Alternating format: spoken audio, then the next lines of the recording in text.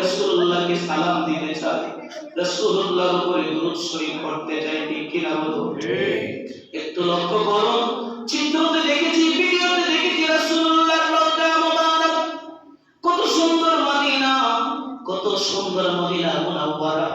ওই মদিনা মুনাওয়ারা কোন এক প্রান্তরে আমরা গরীব উম্মত কোন এক জায়গায় কোন এক কর্নারে বসে আছি, বসে বসে রাসূলুল্লাহ দিদারের আশায় যেন আমরা করতেছি আসসালাতু ওয়াসসালামু আলাইকা ইয়া